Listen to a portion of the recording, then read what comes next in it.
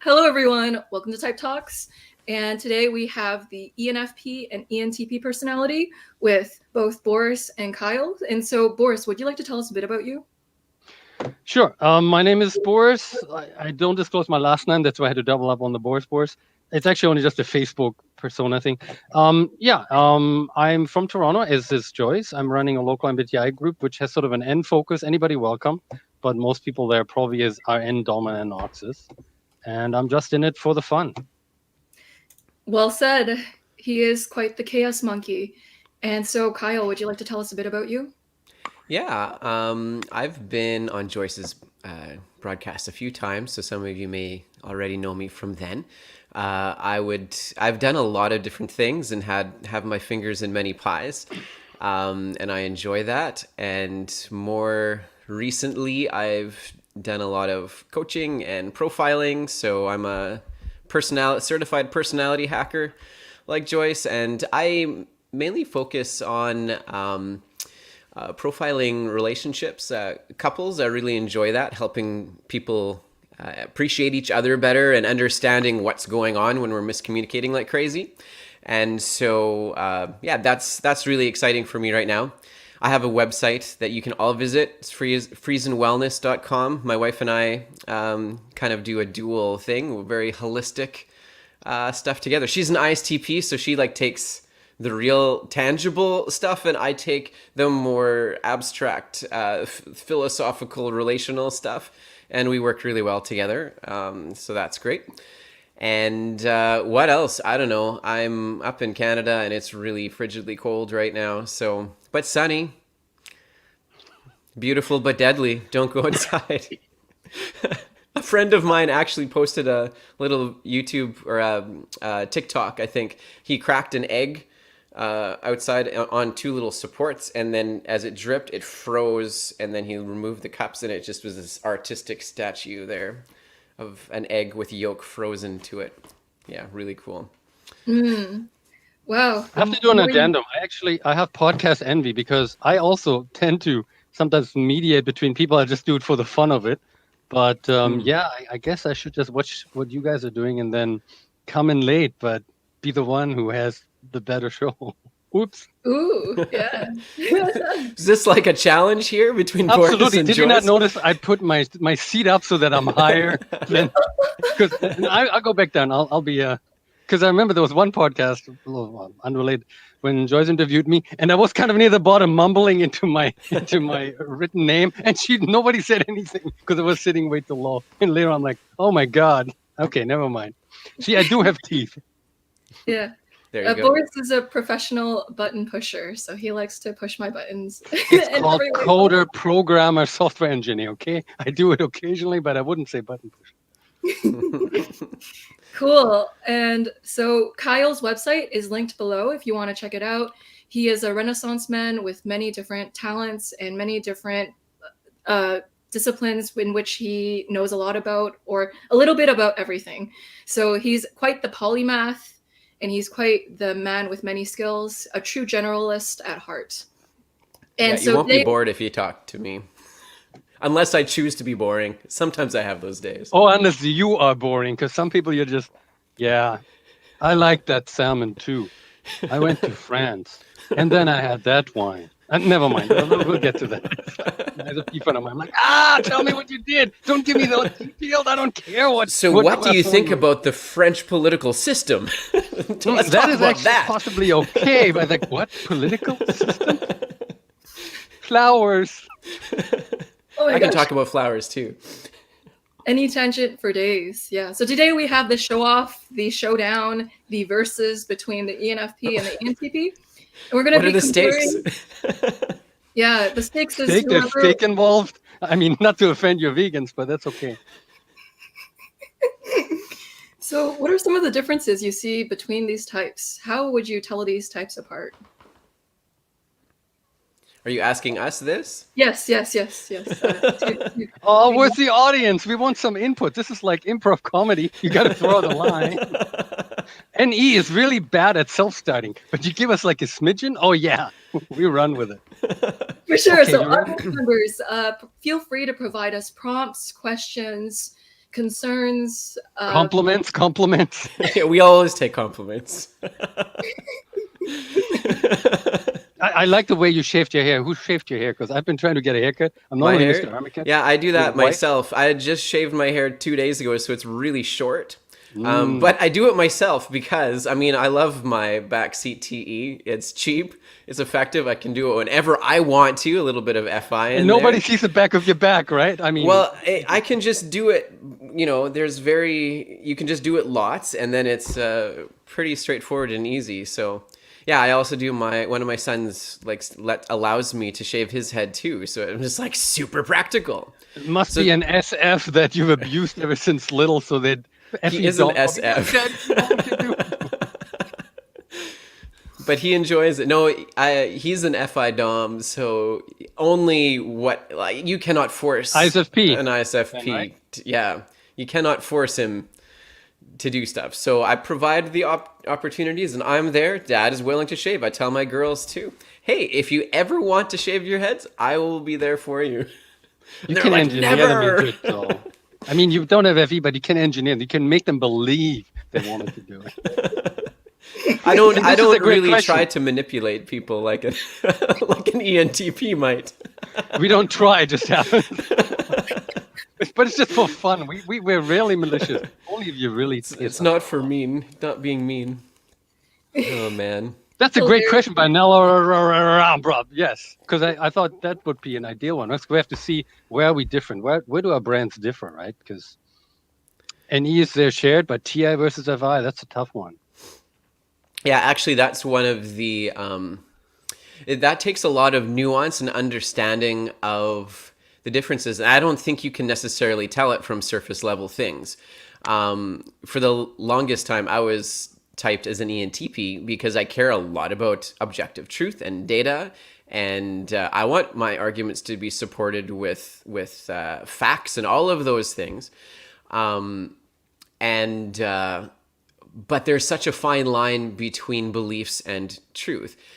One of the biggest things that I find is, so I'm married to a TI Dom, my ISTP. One thing that is different between the TI and FI is the big picture thinking. So for her, she really needs to have all of the data set out in front of her. Even if it's not practical right now, even if we can't do anything about it for a month or 2 or 6 months, it's like, I need all of the data. That's my big picture. Then she can start to filter all of those little data points and realize, what her big picture is. For me, it's more about the essence of things, maybe my vision and long-term goals from a big picture standpoint.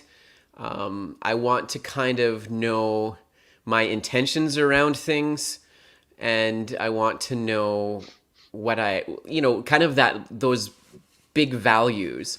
So it's a little bit more, they're both subjective of what I want. So my data, my logic versus my values, my beliefs.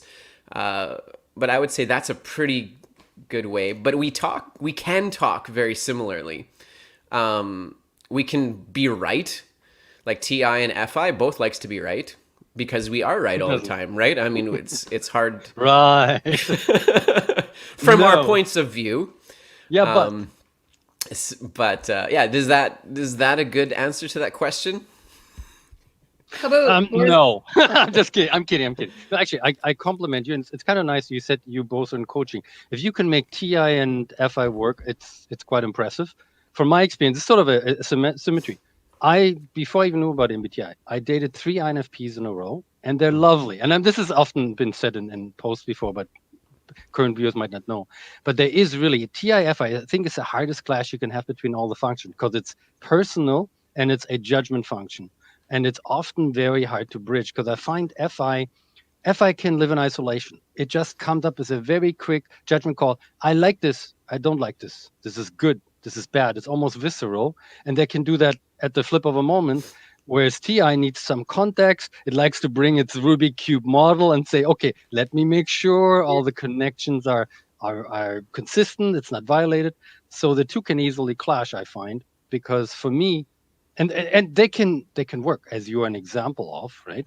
But it is the most challenging divide for me to bridge. I haven't fully managed it in a relationship because I find from a TI perspective, FI can be irrational, and this is the sounds of judgmental.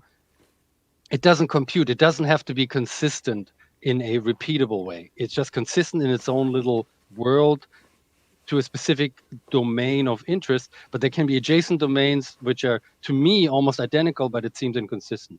So it takes a lot of maturity to make the two work together. And I find that's actually an easy way. I mean, even with you, I think you can fairly quickly tell ENTP from ENFP if you try to find signs of FI versus TI, whereas the rambling of, oh yeah, let's look at context is more TI-ish, whereas FI is very comfortable coming to a judgment call, and judgment is neutral. It's not a bad thing, right? So well, I think you'll see it's much easier to contrast when they're the drivers.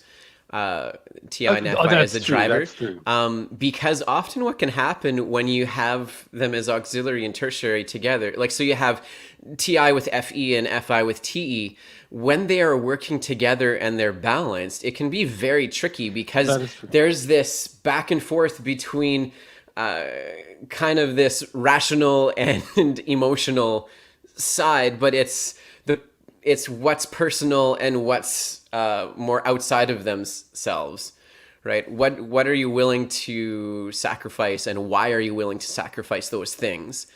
And yeah, I don't know if that makes much sense. I would agree with you.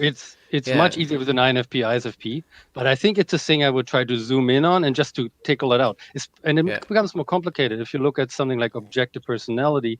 I mean, TIFI, TIFE versus FE, the two middle functions, if they're close together and somebody's pretty good at it, it's hard to tell what's T, what's F, and then to tickle out the difference. It's much harder, right? So I agree. Yeah, until you start unpacking their reasons, if you can get people to open up and say, well, why am I doing these things? Then suddenly it's like a massive gulf, right? Like, because FI just doesn't care about other people. Why? What do you mean? But both TE and FE really care about feedback. But TE, it's more that functional feedback. It's still kind of about how can we just do this better? Like, I really don't care what your deeply held beliefs are. I can still work with you. It's not going to rub off on me. Big deal, right? Whereas FE is still like, it cares more about what the group thinks. There's this idea where we still kind of have to have a shared understanding or a shared value, and FI is like, well, we can all have different motivations and values. I'll still work with you. It doesn't matter. When it's in the middle of the car. I still care what other people think because it's an interesting, useful data point from a functional level, right? But I can sound very clinical at times with my FI, right? Because it is about beliefs and values, not just about how I feel, right? Like I often don't consider, a big part of my life has been kind of ignoring how I feel in favor of all of this wonderful positive feedback I'm getting, because it's so easy for me to, accomplish things in creative ways, or if like I need to find a skill, I can figure out a way of doing it because the NE is just scale. That didn't work. I'll try again. We can keep on, obstacles are overcome fairly easily if we have the resources in space. But question, and we have to probably let our host take part again because the notion of jumper, which is part of objective personality, you're probably familiar with it. How do you feel about it, and do you think you might be a jumper? Jumper, I know a little bit about objective personality, but I don't want to spend money get past their paywall, and I don't either. And I watch some of their videos, but I don't like them. They're sometimes kind of so condescending, so let's brush it. I can understand they do it because they're trying to sell videos. I think deeper down they're a little bit more educated. What should I say? There's a certain persona that people put on where they're performing, and whatever. Kyle, I just noticed it's effective to have. There's another person in the meetup. We get a Zoom bomber. I find they jump to conclusions really quickly about things, and that's fine. But I think underlying a lot of their data is super good. Like I do like the different energetic. But so explain jumper, and then I'll. Oh, I mean, I think Joyce might jumper really, they allow for, in the traditional MBTI, you have the sequence of 4. They say that there are, of each type, there's actually 2 types, where the 2 middle functions are switched. So you would exist as 2 types, the NEFITESI, and another type which is NETEFI, and it's a valid type. It's called jumper, but it's not a deviant. It's an equally valid type that you just call jumper in reference to the nomenclature of the first. But they say it's a, and I could see that, and they have different characteristics, because especially in the ESTJ context, there's Right. ESTJs I don't get along with, and the ones that I get along with. And I think these are the jumpers that have NE fairly high, because yes, they're still belligerent bullies, but you can Right. appeal to them with ideas. Sorry, Joyce, I have to be a Yeah, I think like impress you, I but- can understand where they're coming from. It's like in the Enneagram community too. There's this desire to try to pinpoint and nail down absolutely every permutation instead of allowing this organism called the human persona to breathe and to live and be vibrant and dynamic. That's kind of what's missing when we overmodel things. I feel like, personally, I feel that's what's going on. Yeah, is it necessary? I don't think so. Because our backseat is part of us, or sorry, that's personality hacker language, but our tertiary and inferior are very real and important parts of us. Really, all of that, the cognitive function stack is telling us general trends in the patterns between the different parts of our brains. And so, Kyle, in the at interest of certain the competition, I points- want to interject. Yeah. You're chomping into the line below you. I don't want to be told Boris won the argument just because No, his head is big. it's to support my beard though. I think my mouth is above the line, so I'm. But there's yeah, a you know what I Zoom mean. call You know what I mean. Like in He's on the Enneagram left. too. Like I've done. There's you can really deep dive. I think it's an NI thing actually. They really need to define everything and control all of it. Instead of saying, hey, guess what? There's sometimes things pop up in really unique ways that we can't even always expect and explain. And that's okay to hold space for a little bit of the unknown and uncontrollable. All the NIs are mad. But There's an NI to your left or to our left. She's Zoom bombing us. We should let her talk so she feels heard. I love how things are quickly turning into a debate. It's interesting. I notice with extroverted intuition dominance, sometimes they understand things through verbalizing it. So then they'll just idea debate with each other. It's like an intellectual almost understanding with each other, the bouncing of ideas together. Oh my goodness, he's outdoing me. They're getting so tall. squirrel. Yeah. But you notice that it's not this discussion, or like it's not particularly upsetting or personal, or it's just like, ooh, ideas. Yeah, we're just talking about these things. Neither of us are getting offended. Put it that way. Very For true. yourself. Yeah. And so the next question asks, I can tell. I can see beneath your surface. No. How do you immediately recognize ENFPs? And Boris, how do you personally recognize ENTPs? I'll answer first because my name is first. How do I personally immediately recognize ENFPs? I would say that I try never to immediately recognize anyone. I think that's a very slippery slope and not a firm foundation. I don't really particularly care what a personality type somebody else is on the surface when I meet somebody. I actually want to get to know who they are first, if that makes sense, before I make any sort of snap judgment calls. I don't feel the need to, probably because I'm an Annie-Dom and I'm very comfortable improvising. So I'm kind of interpreting where these kinds of sentiments come from. Like a lot of people feel the need to recognize and categorize everyone right away. Now I do it in coaching, but I take a long time. I'm not quick to make judgments, especially about other people and who they are. If I am forced to, I'm often wrong because I find that there is so much complexity in it, they need to kind of tell me. So I experiment and talk to people and get to know them, have a conversation, get them to tell me who they are. That's far more enjoyable to me than sitting back and observe, that is ENFP in the wild, clearly, and now I can be comfortable around them because I can categorize them and box them in. Sorry, maybe that wasn't very kind to certain personalities, but yeah, that's just, it kind of triggers me a little bit, actually, probably, which is why I made a joke out of it. Yeah. Breathe deeply.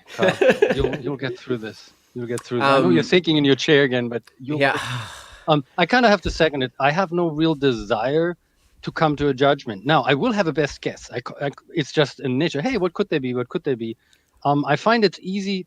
Ironically, though, out of the types that are in this meetup, sometimes people say, guess me. And I don't like to do that. But if they do, the ones easily to tell are often a certain flavor of ENFP. I would say the less TE dom ENFP. They're like, can you tell my type? And they have this kind of open, charming personality, are kind of bubbly. It's like ENFP. And that's same with INTJ. There's some subtypes that you can sometimes get it right the first time, but I have no need to come to that conclusion. For me, an E is easily seen, and then I want to just banter with them, and then in the end, it falls out. Sometimes I'm still not sure. There's one guy at work, I believe he's ENFP, but it doesn't matter because we connect on the NE level, and it's just so much fun. Yeah, and I think, so there's that. We're right away is leading into the intention and purpose of these things of recognizing people as whatever. So in coaching, it is important for me to pin down what a personality somebody has. In the wild, especially if you don't know a person super well and you've only have one context, you've only seen things from one angle or one context. So for me at work, I look like a very serious, down-to-earth, in one of my past jobs, very serious, down-to-earth, direct person, like get to it, straight nose to the grindstone. We're here for a job because that's my role in the moment, right? In a classroom, I seem a lot like an ENTP, like I know all the, I know everything and I want clarification on everything. And what about this and what about that? And I can sound like I'm really harping on the truth. If you see me in multiple contexts, other contexts, it's like, oh, that guy does nothing, right? Like he's lazy all day or something, right? That's after I've crashed, after using my TE too much. I think somebody just raised their hand on the left. We should let it speak. Uh-oh. One of the ways you can tell apart these types, well, maybe we can look at adjacent types to kind of figure that out as well. So if you look at surface level presentations of ESTPs and ESFPs, I know they're different types, but I'm not sure if this translates or not. What I noticed with the ESTPs that I interview is that they're way more deliberative and calculative in their speech in comparison with ESFPs. So like I noticed with the TI, there's a level of taking almost a calculation before they speak, and you can tell through their demeanor. Oftentimes, do not type people through their demeanor. I'm completely against that. But with ESFPs, you'll notice that it's just thought to mouth. So it's the most direct out of everybody is definitely. If you want authentic, ESFP wins. Sorry, INFP. Well, if you want to, like, who will share their authenticity? Of course, the most observable, right? But they can still be. There's an SETE loop that can be very inauthentic too, right? Like very image crafting for both sides. Yeah, but it's ESTP transparent to us. I'm like, yes, you're trying to. You're an ESFP. Yeah. Your NE is seeing all the exceptions. You're like, but at their best, because an ESFP also is just very. They aren't nearly as convoluted and complicated as the NE brain, right? Like there's a refreshing simplicity and directness to their authenticity, whereas sometimes this is like, okay, Kyle, just stop giving me another point of view, right? Like just stop. On the other hand. But then you have I says, okay, that's what I believe. Whereas TI says, Yeah. who needs to lock themselves down? Right. And so I do try to, like, over, vast time frames, I do try to chisel and narrow it down. I mean, kind of like TI does it with the logic of a situation and what's illogical and what's logical. For me, it's what do I actually care about? What is my truth, my belief?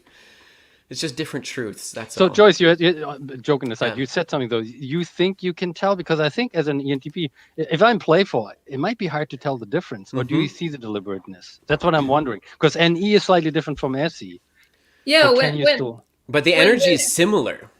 Yeah, the energy is similar. All EPs have a very strong, playful, goofy energy to them in general. Well, not all of them. That's a Except when we're generalization. depressed, I don't like all nothing. That's one of the few things I totally never like. Yep. Yeah, one of the ways I've heard ETPs differentiate themselves, particularly ESTPs, though I don't know if this will apply to ENTPs, but they say in relationship to their FI, how they experience it, they say, well, I'm not immoral, but I am amoral. So so the thing with TI is it's often removed from the self. So when you're trying to understand something logically, you're actually taking yourself out of the equation. And so that can feel kind of amoral. So it's not immoral. So it's not bad morally, but it's almost like at this morally neutral place all the time. Because it wants to remain as almost objective as possible while it's trying to understand something fully.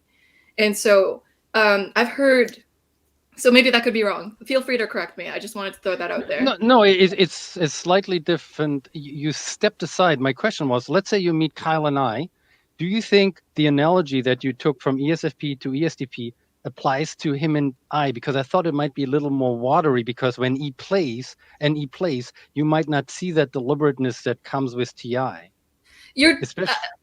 Yeah, where I see your deliberateness showing up, Boris, is you don't really get triggered. Like the thing is, you might like to. But that's an age and maturity thing. Wisdom of the years, Excuse me, the gray hairs. Before I was gray like this, I still was like that. A friend of mine, he's actually a psychiatrist. I talked to him recently, NTJ. He said this, he used to always say, it's like, Boris, are you pissed off? I'm like, no, I don't get pissed off. I'm maybe annoyed. He's like, no, you must be pissed off. I'm like, no, I'm not pissed off. So it's this thing. There's a detachment. I rarely get pissed off if it's directed at me. And I think that might be a good observation. Maybe it's easier to trigger an ENFP by pressing the right button, seeing, do I get a red flame thrown back at me? Or is it like, me? Yeah, It depends. Probably normal ones. I suppress anger, so that's not that's a separate issue. Well, here's an FI reaction that I noticed Kyle has. Like one time I showed you the test that I use for my typing service, and you had, when you initially came across it, you actually have something against tests in general, and I could feel the FI authenticity off of your opinion of what tests are. Yeah. And yeah, I think with an ENTP, they'd be more deliberative before giving their authentic reaction. They kind of calibrate it before showing what they're showing, if that makes sense. How about TE versus FE is the next question. Well, I mean, TE just gets a whole lot more done, so there's that.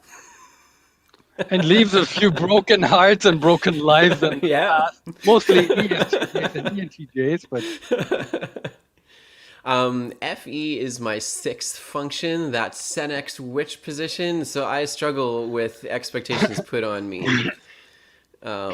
Social expectations in particular. It's like, why do you care? Like, 'cause I really don't. Like, I'll work with anybody. I do. Well before I had any clue about personality stuff as a teenager, I'm like, yeah, I'll work with complete idiots and jerks. That's fine. We'll get stuff done. I'll just ignore those parts while we work. And that's their life. Like, it's, they're going to experience the repercussions of their own, garbage life. And I'll make the best of it. Yeah. It's a tangent on this, but it's kind of interesting, because if you look at FE, I wonder what's primary, what's secondary. I think FE at its most primary is a God or devil given ability to experience the other person in their own frame of mind or context through mirror neurons or other processes. Then the fact that you care for it might be secondary, because if you experience something through the eyes of another and it's almost forced on you, then you're kind of at the mercy of the state of the other. So you may actually develop caring for them because you don't want to suffer, because you see them suffer. So it might be the trying to accommodate might be secondary to being exposed to their experience in their own mind frame. It's just something I'm throwing out there. Yeah, I don't know I if kind it's of true. disagree with that. I think that's more the NE shift. Like, so NE and NI both can shift perspective. We're both extrapolating. We're just extrapolating in different ways. So I think for us, like, I would say that I'm pretty good at both giving space for other people's experiences and the place where they're at, and not putting with, like, so specifically the judging functions are concerned about, the extroverted judging functions are concerned about feedback and actual exterior results. Because it is a decision-making function, not a perceiving function. So it would be more the perceiving functions that are gathering the data, and the perceiving functions don't really care either. Like, it likes certain data, and it's attracted to certain data, but that's not really the realm. Like, it's actually a different part of our brain, according to certain recent neuroscience, really heavily leaning towards the concept of our perceiving functions are actually I forget the technical names, but there's kind of 4 quadrants to our brain. And so our upper left brains is the place It where better be only TE 4 and exactly 4, otherwise it wouldn't be quadrants, right? the TEFE extroverted judging functions exist in that upper left space, and the upper right decision-making portion seems to be the realm of TIFI. Even though they seem so different. So it's almost like, my working theory is that it's almost like there's also a dichotomy within that part of the brain, since we all have all of these functions. We use all of these things. This comes from Jill Bolte Taylor's work. She had a stroke where her very judgmental brain, like, we say that TIFI is judgmental. It actually isn't really judgmental towards other people. It makes decisions and it cares a lot about things, but it actually, like, as long as you're logical, you can think whatever you like. You're not, the exterior world isn't particularly influencing TIFI in terms of everyone else is free to believe what they want. It's, as soon as we start communicating or convincing people, that's all the realm of the TEFE. Like, we have to get it out now, and now we're trying to make an impact on the world based on what we care about. So I think that's why sometimes, where did we start from? Am I going too far off I want field? to say you made interesting points, and many of which I agree. I think I was inviting you on a tangent that you may not have gone on, which is okay, because I was strictly looking at FE and trying to understand an aspect of it, but we don't have to go back there, right? It was, I don't disagree as much as we said, but you might have missed the tangent I was inviting you on. But there's so many tangents out there, right? Yeah, it was particularly about FE kind of getting data about other people's points of view, and I don't think it cares about other people's points of view a lot, but it's in and of itself, it's not really capable of gathering data. Like, that's not really what it's about. It's about refining and using that data. You got to the point. Yeah. You got. I'm not saying that. Of course, one's a judgment function, the other one's a gathering function. But I think FE by itself has a value system somewhere baked in, and the value system is really maybe more selfish than you think. It's, I don't want to hurt. Well, if I looked at that person and they hurt, every time they hurt, I hurt. So I'm a dominating, hey, it's probably good to be nice to everybody so they don't hurt, then I don't hurt. So it's sort of more selfish. I would agree with that. I would agree with that. That was a tangent. It's the filters on the way through, though, kind of provide it with the ammunition to know if it's hurting people or not, too. So you have your NISI right underneath the TEFE parts of your brain. So it kind of knows, what have I done in the past? What kind of reactions have I got in the past? What's been bad in the past? And then also, where is it going to lead to in the future? They're both very like, I mean, this is our like, smallest part of us, the parts that we like the least, but So it's still valuable. Hourglass where it says, okay, 30 seconds per question, because we've only done 2, but they were big hitters. Yeah. When I do typing sessions with some NE dominant types, I ask It's them mostly you go, and it's been an hour. Yeah. Differences in using FI together with NE versus TI together with NE. Using FI with NE and TI with... Let's see, this is a good question because NE colors everything, right? Like, well, how do you start to answer this question? I can jump in if you want. I mean, I might have an opinion, or Yeah. maybe I'll. I think that really the essence is still, though, the difference between FI and TI in the context of NE. I mean, so if the heart of the question, we've kind of talked a lot about TI and FI. So I don't know, like, to add something new to this conversation, I'm not sure. Well, I could maybe one flavor, and it is kind of partly repeating. I find TI and FI are essentially different because TI is sort of detached. It's a detached camera of conclusions, Yeah. but even though it's internal, the ego is removed. Whereas with FI, it's very personal. It's the essence of me that then, I mean, NE brings in information. You would drown in information. So you need a filter. Thank God for the internal judgment functions. But they work in that sense slightly differently. They have different objectives. And this is another big tangent because talking about NE and comedy, I mean, I really like Robin Williams. And I think ENFPs have an advantage in really top level improv and comedy because TI is a little bit slower. TI is a little bit slower to commit and go with something because it has to still look at the framework. Whereas FI says, I feel that one thing, I'm going to go with it. And I find one thing, I don't know. I'm just not with NE though. This is the complexity, right? This is the problem. True. But they're quicker to look at NE and then run with one of the options. Whereas TI still has to grab 4 or 5 adjacent data points and rules. And I find, so I admire, I think ENFPs at the top end of improv comedy will probably whoop most ENTPs' butt. And I think you nailed it on the head with taking it and running with it. Because, again, it's FI-TE together because TE is capable of saying this is just good enough from a logic perspective. I have enough logic and rationality to now just try it. And I have a feeling I can at least start this project now. I'm going to go for it because I care about it. So yeah, FI can at least start it. And it's like, if we make a mistake, now this is with NE as a driver.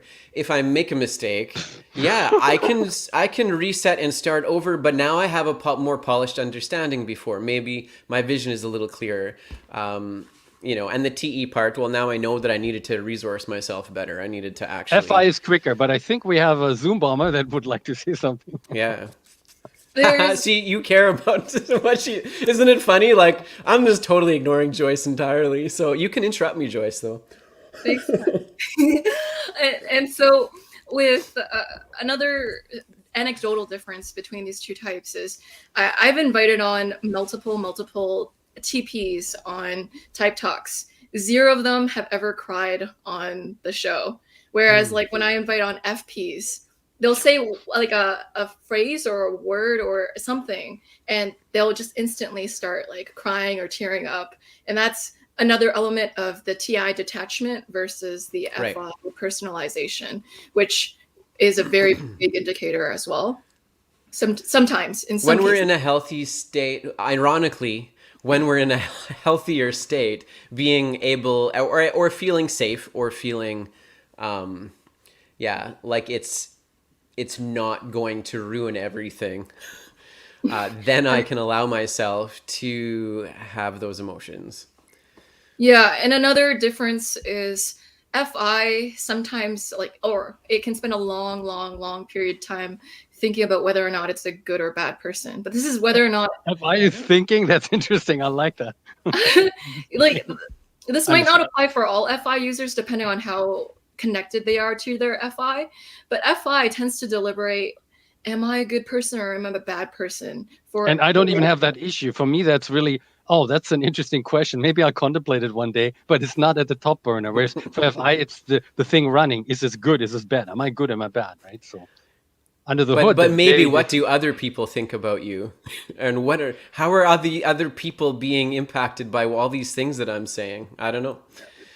True, but then there's a fuse that very quickly cuts out, and then TI takes over. And here's the question: proneness to depression. I think ENTPs might be one of the least prone to depression, even in the case of adversity, because for me, the default state is I become a detached observer of life and myself. And it's almost, maybe it's a cop-out, but I feel almost zen and comfortable in that point where I can witness and be subjected to some pretty tough shit, but that state is my natural state, where TI is a detached observer of something, and it sort of limits how intensely upset I get by something. Now, maybe that's a coping mechanism, but I feel it's authentically me. But I think an ENFP might be slightly different or maybe not. I don't know. I've seen INFPs more than ENFPs. Curious about ENTP Boris and what he thinks of the current British Prime Minister, also ENTP Boris. He really he hurts my brand. You think he's really an ENTP? I don't think he's an ENTP. It's just the Boris part. I think they were just going in on the Boris versus Boris. Okay. And what he did to Britain is horrible. I have a German passport, and I wanted to be able to live and retire in the UK as an option. Now those fuckers are gone. Yeah. They screwed themselves over, and it's going to be harder to live in the UK. So screw him. Are politicians allowed to be any users today? It's a big popularity contest. We're not nearly as good at image crafting as many other types.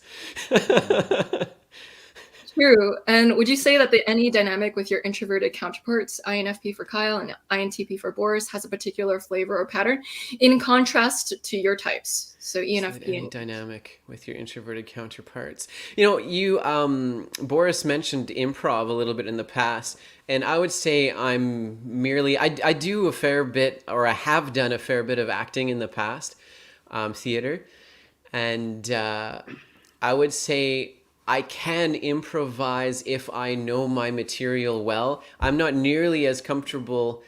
I've done improv classes way back in college. I almost have too many possibilities and ideas. I'm not as, let's say, an FI Dom. I think there, like you were saying, FI has an advantage because it kind of already knows a lot of things. Like, it's pre-processed with that FI SI loop. I don't like. I can run with people in an improv session, but I wouldn't consider myself as good as some other types that have maybe just a few ideas pop up for them in the moment rather than like 15. It doesn't really help if you're somebody mentioned overstimulation in the comments, and I think that's one of the bigger differences. There's still kind of an any popcorn thing happening for any co-pilots or any auxiliary. But it's just not to the degree. Does that make sense? I'm not sure if I completed my whole thought there, but it does. Yeah. How about Boris?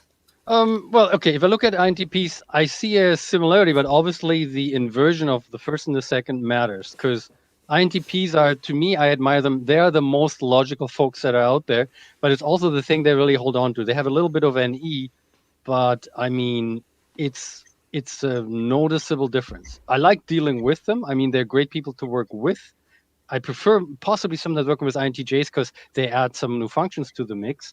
But I do see the difference, and I admire their TI. Like, if they were to debate, I mean, an ENTP, we can throw dirty little tricks where we might win the argument as perceived by the audience, but their thought is more thorough, but it also slows them down because we can sort of throw a tangent that the audience buys, the judge may buy. But I really respect them because nobody is better at TI than they are. And it's easy. I think it's fairly easy to tell once you get to know them. Is there anything about the other person's type that you admire or like to be better at?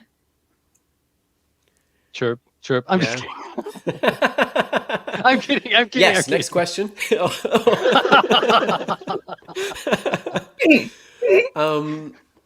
I would say, like, I've always admired TI in particular. And ENTP, like, so the nice thing is that we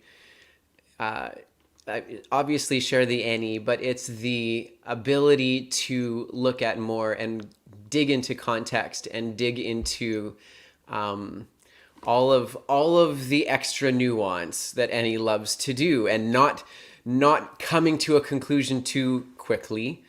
So similar, ENFP, ENTP share that in that way. But what I particularly like is the TI's ability then to also narrow down a little bit better as far as what's the essence or what's going on with the data. Because I care about the data, but at the same time I don't, if that makes sense. Like, I care about the useful data, but I don't mind filtering through the unnecessary data on the way to get the useful data. So I like to be around people that have a higher threshold for more data. Did I say data enough in the last few sentences? Yeah, he's dead. No, well, he's still I also appreciate, actually, like, you've interrupted a few times, say, oh, right, Joyce is in this conversation too. So the awareness of other people, there, I mean, that's a positive thing. It's my FE trying to get over UFI so that she doesn't get the FU in the end. And then we're screwed. She will take us off the air. And meanwhile, I'm just like, okay, she's brought us both on here to be, you know, the content. So I don't mind. She's cheating on us. I heard right after this, she's doing an INFP thingy. Oh, yeah, an he INFP came to me and asked me, is she mean? Like, she looks so innocent and sweet. I'm like, dude, you have no idea what you're getting yourself into. FE will placate you. It will play you. Meanwhile, that kind of concept doesn't even cross my mind, even in a humorous way. Like, that kind of humor doesn't even, like, oh yeah, that, like, I acknowledge the funniness of that, but it's not even something on my radar. Like, I don't really care what she does after we're done here. Like, it doesn't really affect me. I was just trying to poke I'm just her, trying right? to, you know, bring about some interesting content for her right now and put myself in a positive light. So let me see what I would like to be better. Arr.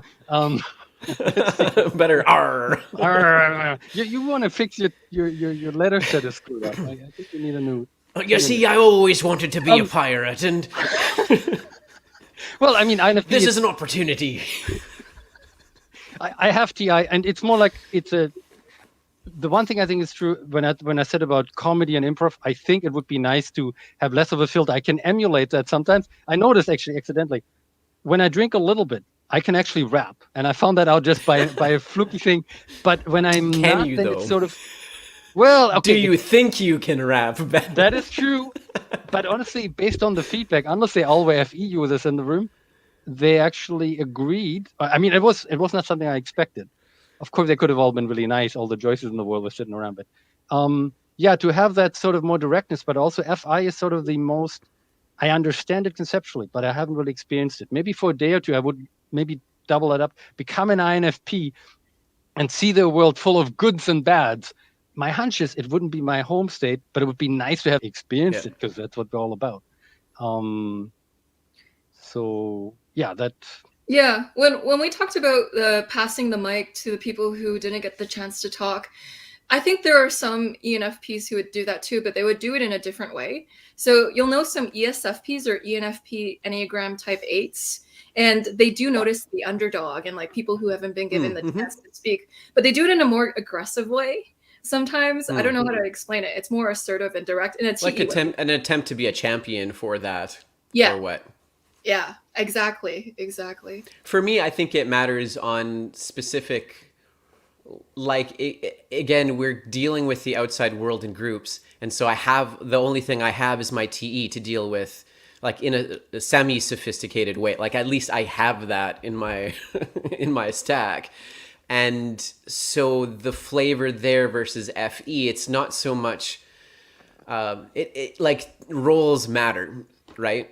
And so once I figured out the roles, it's like, okay, well, at least, we'll be functional now, It's like, it's more of a functional thing. So if not everybody needs to have a voice in this particular thing, like if there's predefined roles set out, then it doesn't. Maybe that's some of my SI coming in too, though, right? Like, this is what has been in the past and should be. I don't know.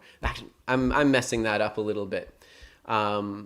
SI is aware of where we stand in a group, of what our role is. It's that awareness. TE is like treating people in categories of like, this is what they do, this is what they do, this is what they do. And so in this context, again, not to, beat a dead horse here, but Joyce, as the interviewer, I'm trusting that you'll take care of your job to move things along when it needs to. And if you need to, if you need to interrupt, you already know that you have permission to interrupt me. And if it's things get way out of hand, kitty hammer I think on you us. will, right?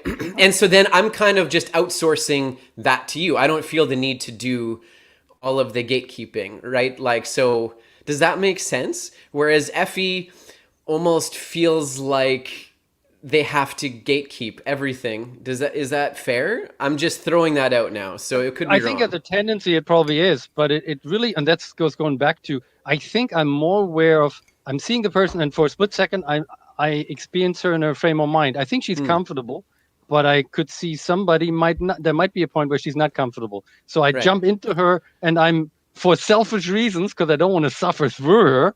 I'm trying to make look FE more selfish than it maybe is. But whereas I think comfort is an interesting phrase too. Like, I think I'm okay with making other people uncomfortable at times. Me too. It's just, I have to first say, can in they different handle ways though? Gloves come off. Yeah. For what Can I grab reason? a tangent? Oh, yeah. Joyce, because Joyce is sort of debating. I'm myself. I have no horse in my race. I'm either 728 or 782, and she got word from the master of Tri-Type herself that she thinks I'm a 728. I'm still saying it's context dependent. Like, I've learned, it's always nice to persuade first, but then if it's like martial arts. Like, I did martial arts till I had a neck issue. Even a 6-degree black belt says, try to avoid the fight.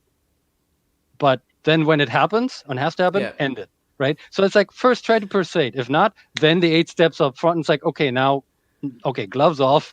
There will only be one standing in the end. But I mean, maybe that makes me a 2 because I first considered, but it's context dependent. Sometimes I like being around people that are really tough. Sometimes I like somebody who's a real ass. I'm like, okay, yeah, let me spar with somebody that can handle the punches. But there was a tangent. Yeah. So the creator of Tri-Type, Kyle, thinks that your Enneagram type is 7 wing 6.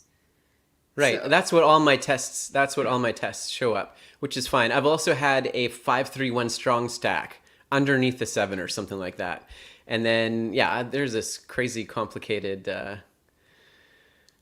my best one. Oh, I should pull up that document. This is where my weakness, this is my kryptonite, trying to remember all the details. I had a really nice, lovely description. What was it now? Like, Naranjo, I don't know.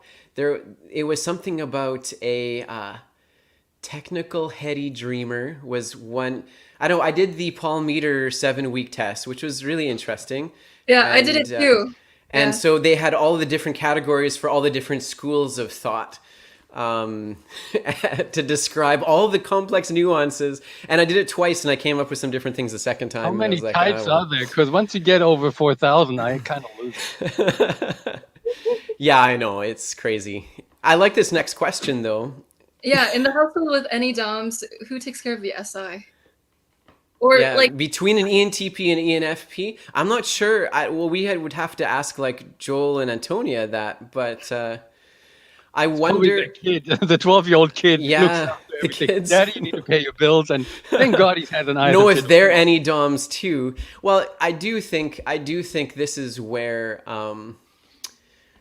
I do think this is where TE helps out a little bit more. Like, it's draining, but I think both can, but we're both gonna struggle, right? So it's something you have to talk about. It's something you have to have in your relationship. These conversations about who's going to do the chores and what somebody kinds of takes chores. that on though. It's really, I mean, I dated an INFP and it was not exactly the same. But you take it on out of necessity. You will not be the most organized. You will not have the nicely organized stack of tea in that corner and the nicely filled sugar cup over here. But you got to say, gee, I can't move around in my room right now. Okay, I better do it. Or, hey, maybe you can help me out or something. If it was simple, and not complex. Like I have 4 kids, so it's fairly complex situation, and things get dirty really fast. I set up systems in order to survive functionally. And your wife probably says she has 5 kids, right? Yeah, probably. So that drives with an ISTP. She's the savior of the zombie apocalypse, so that she's coming really. She's the hero of the last few years, especially. Are you exploring concepts and ideas with the intent to find something? If so, what are you looking for? If not, why are you wondering so much? The truth?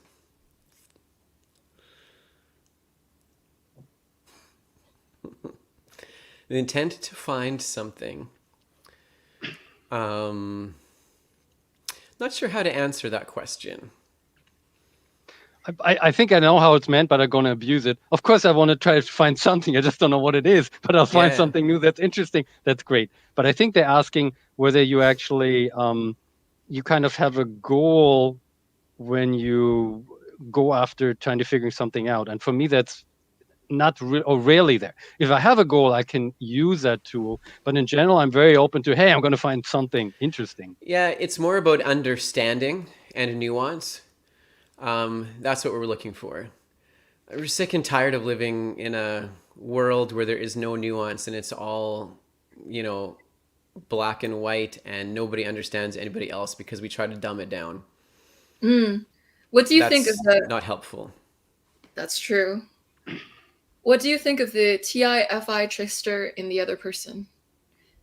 That's a double reference. Are they saying, what does Kyle think about FI being the trickster in me? That might be a valid interpretation or not. You can take it either way. Well, I don't know Boris that well, so I can't tell how it shows up in him uniquely. This is what kind of bugs me about these questions. Yeah. I do think that every person, like our relationship to all the functions, changed dramatically throughout our whole life. I'm gesturing, but I don't know if it's getting on the camera. Dramatically. There's an arc, a character arc, as if we are humans that grow and change over time. Well, I guess maybe what we could do is you could describe how it appears for you, and then you can comment on it as you're talking about it. Does that make sense? Yeah, and it's not a bad question. I mean, they're trying to elicit something. It adds to the... it's just, I'm sort of... It's not something I would rush to judgment in. If I was to interpret it the way I just suggested, well, for Kyle, the trickster would be TI, and I could maybe see that, if the FI force is strong in him, he may actually not see and abide by what I kind of value. This is actually one thing to get me not upset but annoyed. If somebody, and this is not about you, this is again a tangent, TI matters to me because really to me it's the thing that grounds me. I trust it. FE is sort of comes from an emotional perspective. I care about it, but ultimately if I have to make tough decisions, TI is the thing I trust. So I value consistency over more than 2 adjacent points, because you can make any line fit if you only have 2 points. So if somebody fictitiously was to just be stuck in FI, which I've seen in some INFPs, I'm not saying all, in extreme pathological cases, that can really get to me because consistency, it's my bread and butter. It irks me, it irritates me, and I don't see it in you. But in the most extreme, somebody that struggles with TI could really get on my nerves because they're very quickly they might spurt things like, this is good, this is bad, and that's why you should do this, and this is strong. Like, hold on, let's slow this down. You made 5 argument errors already, and you're trying to give some dogma out there. I got to stop you. Because I had that once in one of our meetups where I had to really pull the brakes on something. It's like, stop. So that's one way where it could irk me. But honestly, I mean, this would have to be pretty extreme. Because I love ENFPs. They're just different from me, which I like. And bouncing ideas around them, I can spend all night talking to them. So. Yeah, the differences are nice. I'll talk a little bit about, so from my understanding of TI trickster in an ENFP, would be me as a debater in high school, where I would be willing to make up facts to win an argument, because I can make it sound completely believable, and with my authenticity, it's very Sell easy it. to You just can sell embody that space as if it is true. Fake authenticity, isn't that something? It's because it was to win an argument, right? So the TE plays a role in drawing that in. It's like, well, I can't use I can't just use emotional logic because some people need a rational logic as well. Because emotional logic is a real kind of flavor of logic The two too. things. I mean, Trust and me. that's I why mean, I'm saying actually, logic, technically, no. all Is logic is defined as- emotional, but at its core and essence. But That was since an language absolute is statement that I challenged. It offended my TI. Yeah. That's the same one. I learned that from Antonia Dodge, who's an ENTP. So be honest with yourself. No, we're not honest. She was using it. I'm just kidding. But yeah, I would say I don't like it when that rears its head in me in the past. That's not really a thing for me in the past many years. I mean, one of my core values is exactly factual scientific data. I'm a very scientific ENFP in some ways. It helps that I've been living with TI Dom for the past, like an ISTP. We're talking real, concrete, tangible, like you have to be able to prove it. Here, show me what these data points in real space. Which is super helpful for me. This is how we get along well because she makes me grounded, and I, And you confuse her, and she puts up with it. Yeah, I bring some joy to life. Like it's like, hey, Joy, adventure. look at the kitchen, Joy. Yeah, we won't talk about that stuff. But She talks to the youngest son. Yeah. Tell Daddy to clean up. Teach him how to clean up. When incidentally, back to the chores question, there was a certain stage of life. My wife was a physiotherapist for many years, and when we had little kids and we both worked part-time, we would just swap between the two. So I was very comfortable making meals when I was in a healthy space. But then we went through major chronic health issues, and that's whatever. It got complex really fast. But KD every day is not a meal. She said, no, we got to live better. Yeah, no, my oldest kids still remember the, custom shredded fried potatoes and all this stuff with scrambled eggs mixed in. And yeah, I don't know. Yeah, no, I'm not a super chef by any means, but I could do it at that time of life. Anyways, competitive. I think we'll grab a new question, huh? Because I know Justin. That's probably our Justin, I think. Meetup Justin. It's our Justin. So who is more Justin. Well, I mean, I'm more Justin, competitive, clearly. Well, I don't know if it's a competition if I'm going to win anyways. Ditto. It's what's our what is if you're the our best, you want to contest? hone your skills with second Right. best. I totally agree. If it's a debate, I'm not so much into that kind of thing since I grew up, where I'm winning an argument. I never joined a debating club in high school or university for some reason. It's something that I do for fun, but it's really. Well, I don't know if you agree with that. Debating to me is a way of learning something. Now, if I have a strongly held belief and there's somebody over there that's offending my TI or is worse, bullying somebody else with knowledge that he claims to profess, I get involved. But otherwise, it's exploratory. And if you can make an argument and I'm like, oh my God, you won. I'm like, that's friggin' awesome. I'm not going to make it easy, but if you convince me of something, it's like, wow, I learned something. That's awesome.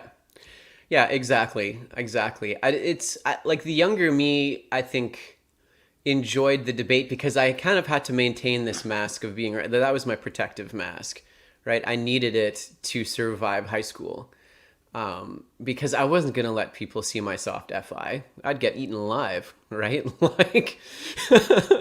And so that was just one of the things I was, don't mess with me because I can shred you to pieces with logic and arguments, right? Like. Thank God you didn't have to face too many ENTPs. I probably would have gotten along. It's such a small school. I don't think I had any. I know I didn't have any other ENPs in my class for sure, which is too bad. But I had like class 14 clown then, people. going to the next question. Class clown? No. Do you consider yourself to be goofy? Are there any nuances to your particular brand of goofiness? Or does goofiness usually manifest in one way? Goofy. I have fun with kids especially because they're by far the most interesting human beings on the planet because they're open and willing to imagine. That's, I made a statement there that's probably not entirely true, but there's at least a piece of that is true and that resonates with me. So my kids will definitely say I can be silly and goofy. Nuances to the brand. I don't have a brand. Nuance from an brand. any job. Yeah, or does goofiness usually manifest in one way? One way? Why do we need to narrow everything down to one thing? NI people? I know that was okay. You took the butter of my bread. Sorry. Well, and now let's define goofy. I mean, it's. I like to say playful. Sometimes it goes in the goofy end. But one thing I sort of saying I judge people. I like to be myself around people that are in my inner circle. So goofiness is one thing, but if somebody thinks that's all you are, they're already. I'm not trying to harshly judge them, saying you're not of my kind, because I like nuance. Everybody's nuance. I can be a hard ass. That's what I like about other ENFPs or ENTPs. At work, we joke, and then we're back to normal. Then we're being dead serious. We're talking to an ESTJ. It's allow a person to have some nuance. If somebody just says you're all goofy, all this, chances are I'm not interested in hanging out with you because, man, we got so many nuances. I give you the benefit of the doubt. If you don't, I don't think we're going to spend much time together, right? So. Yeah, everyone's complex. How do you notice your own type? They like change every day. How do I notice my own type?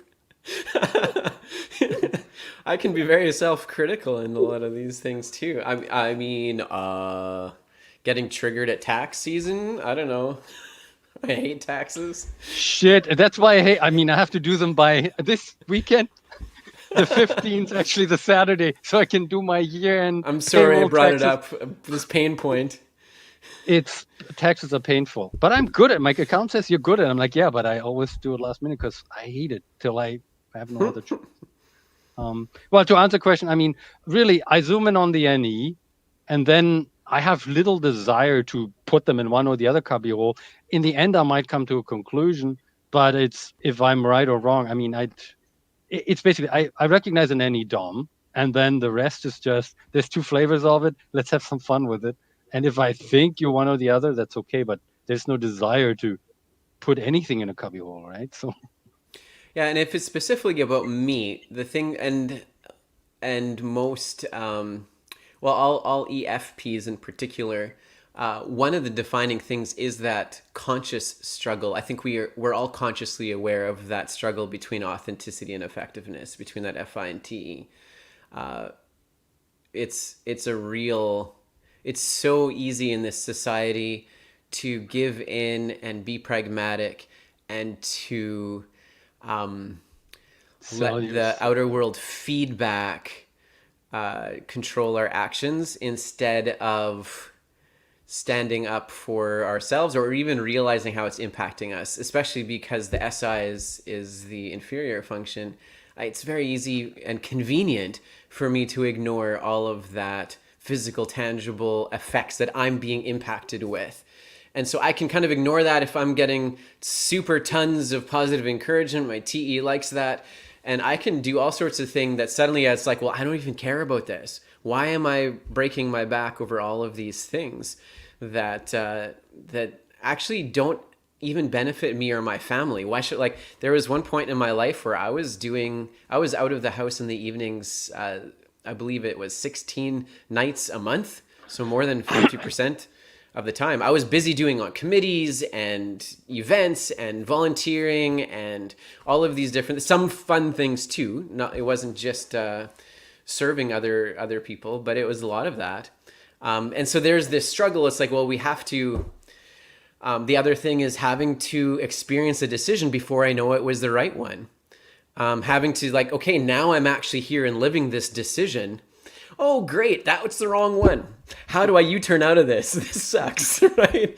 Because I can't really know if it appeals to me until I've completely lived it. I can anticipate a lot of things, because when I'm in it, then often I can tweak it and tweak it and tweak it until it's the right way. But sometimes it's like, oh, oops, I need to get off. I need to get off this highway, and there's no turnoffs now. How do I navigate this?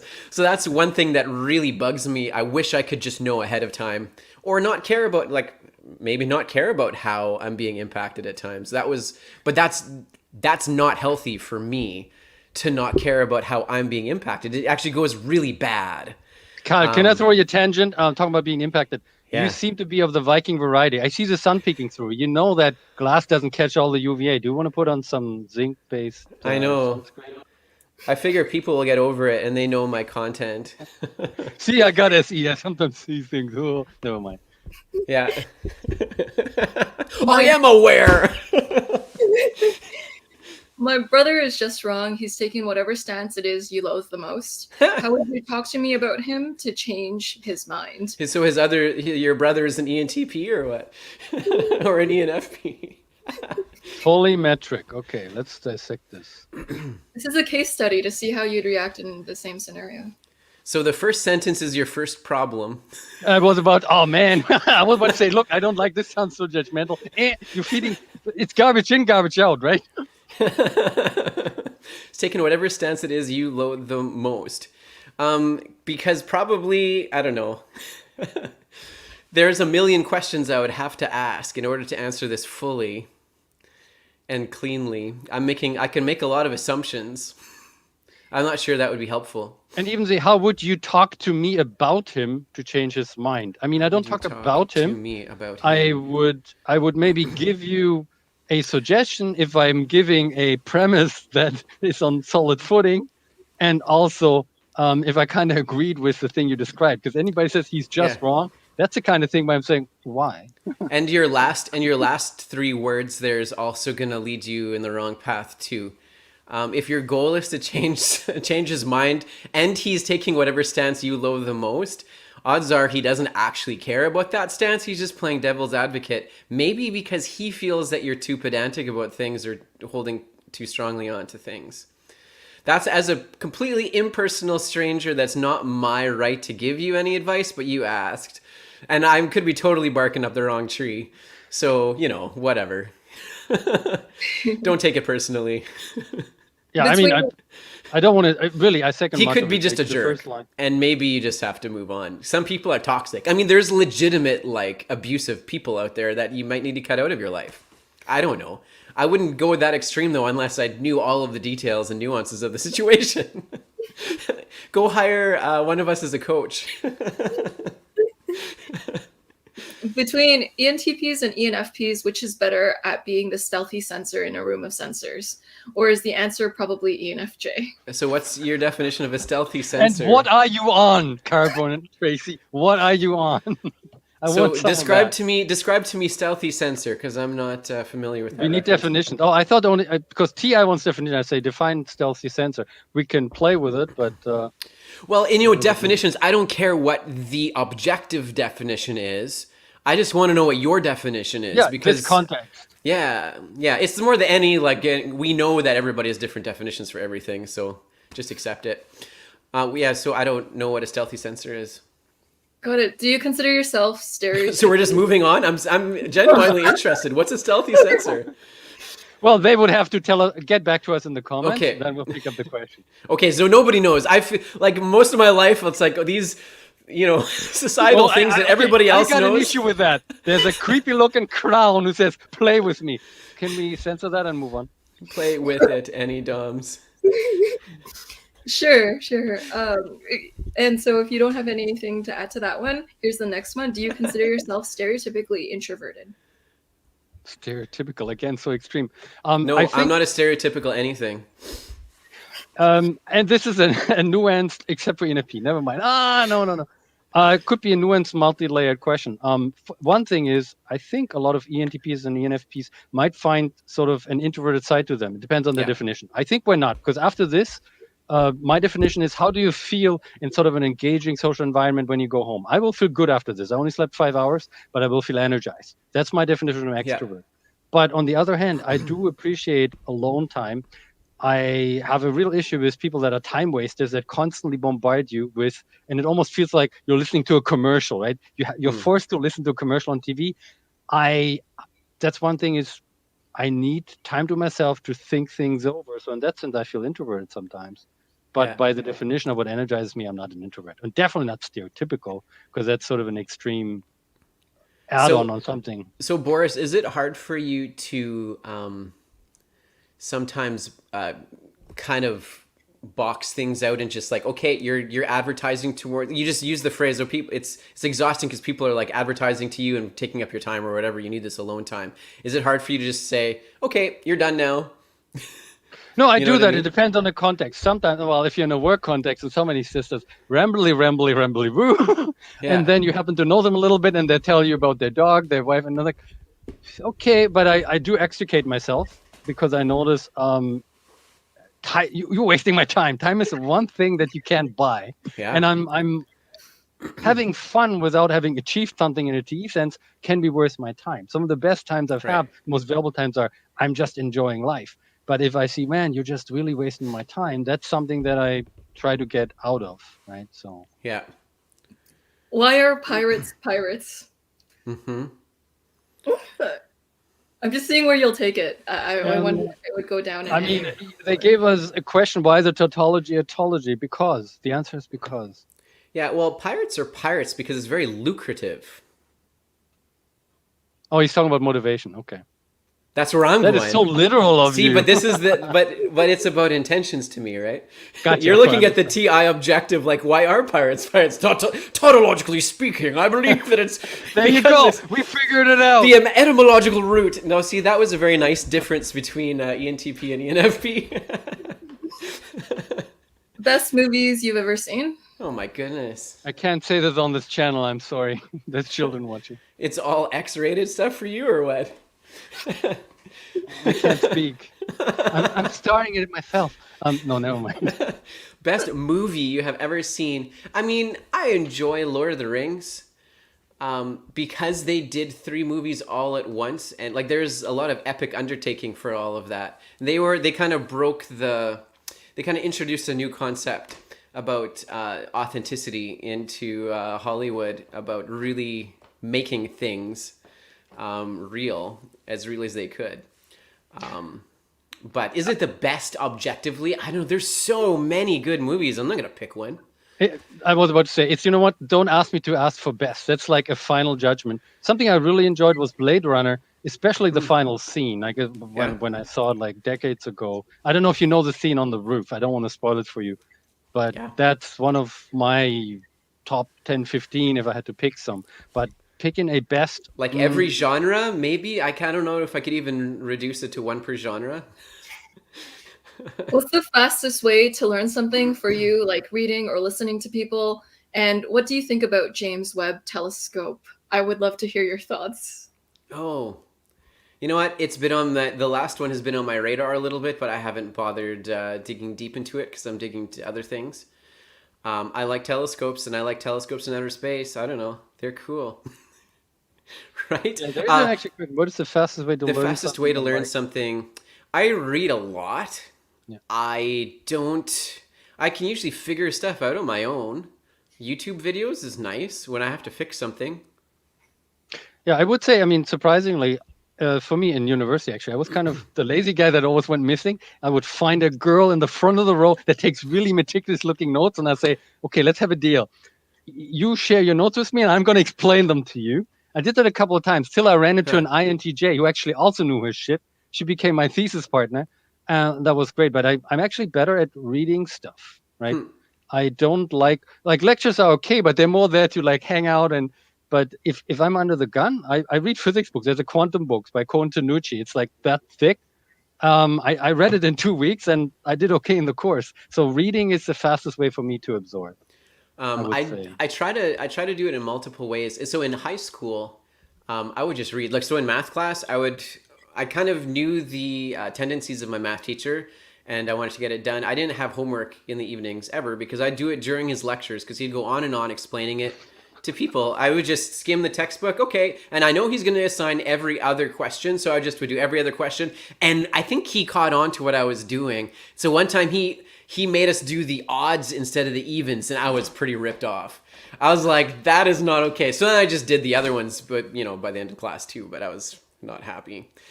That was in college though. I found that the most effective time, the most time efficient way of learning in a classroom setting is I do take copious notes, and I'm a very fast typer. I learned that skill in high school too. So I would take copious notes, and that was my studying time. So now I'm hearing it, I'm typing it, and I'm visualizing all at the same time. So there's the kinesthetic with the hearing and the other, I don't remember the names, auditory and so that's very handy. Teaching it to somebody else if you really want it to be deep seated inside of you, that's the best way. But yeah, that's why I said it was a bit. And I mean, I do take notes, Yeah. but my notes are very high level bullet points. And I'm not saying I have a photographic memory, but I do remember that I wrote something down on a yellow piece of paper and there were 4 things on the top, and then I zoom in. But it's really super high level. But going to class and listen to somebody ramble on, I would just say, get me for they actually asked me at one point, did you drop out? I mean, I graduated second in my class, but at one point they said, did you drop out? I'm like, no, I'm getting notes. Whereas So I it was- very much prefer to ask questions. Like if that's way more rewarding in a lecture too. If I can ask It questions. depends on what it is, though, because some stuff is just so blatantly obvious, right? Right. I mean, it's Yeah, I mean, my high school math was just like, okay, I figured it out. What do you think of the concept of question and answer? Oh, good transition. Yeah, excellent. Well, I mean, question and that's response creepy is my clown, preferred. right? Yeah, I prefer Creepy question and response. That's because is I there would say truly any good single question. answer? Creepy clown. Good question. Jason asks, looking at your younger self, age 0 to 10, knowing what you know now, would you see your younger self as clearly being ENTP, ENFP? I'm curious Yes. about how the brain changes over time. Yeah, just totally different, but still the seeds are there, right? That was before I was emotionally suppressed for decades. I would say ditto. I mean, I wasn't the class clown, but it was sort of the dry class clown sometimes. Sort of, there was this really clowny guy who for a while actually sat next to me, but I would sort of like throw in something dry. And I was really good at math, so I was kind of the nerdy guy. But yeah, I would say definitely. I think you would have recognized what I am without even knowing what I am, right? So. You know what's beautiful about math? I just have to unpack this a little bit. Some people don't understand math to any driver is a beautiful thing once we realize that it's all about patterns and shortcuts. Like mathematicians are so lazy. They are trying to make it as easy as possible for you. So to all the kids out there, no, I don't know, being inspiring here, but I love the patterns. I homeschool my kids. And so I'm my kids get tired of me saying, oh, I love geometry. This is so awesome. This is why it's so cool. Yeah, so many patterns in math. It's fun. It's so fun. The relationship between triangles and circles and squares, I could go on and on forever. And I am, so let's move on. What do you think about the concept of time? Yes. It's Very interesting. I mean, It's a it really concept. relates to entropy. I have a physics. I did a physics degree once. Yeah. It's interesting how it's tied to entropy, but it is amazing because if you think about it, I mean, there's a past, there's a future, and there's a thing right now, which is right now. But how are they related? And it's, if you think about it, it's a miracle. Time is a despotic, authoritarian institution. No, down with time. No, it's just weird. I don't know. Like, I don't really. Time in some ways isn't real until it becomes very real. And then Silly suddenly. on your dashboard and said, that was precious shit. What did I do? And worse, what did I Right? not do? How about you? Yeah. Regrets. Most of my regrets often are, I mean, obviously there's some stuff you probably don't want to do, but my regrets would probably be what I didn't do rather than what I did, which might be NE. Sort of, Yeah. I could have had that experience and it was Yeah. pretty safe. Yeah, I would agree with some of that. There is a piece though of when I really messed up and hurt people or misrepresented myself massively. If I misrepresented myself massively, there's that piece too. But yeah, missed opportunities is a little It's bit. about It's hard to struggle. proportions. Of course, everybody did something that they would regret, but I mean, probably most of my regrets on deathbed will be I didn't do this, I didn't do that. So I mean, I've done so many things. So the things that I want to do, I tend to find a way of doing them, a lot of them anyways. So you yeah. will die peacefully. I picked hopefully. up the guitar this summer. It's my 40th birthday, and I was like, you know what? It's time for me to learn guitar. I already know the piano and viola and violin and Celtic folk harp, the lever. Actually, it's a lever harp, which is kind of Celtic folk.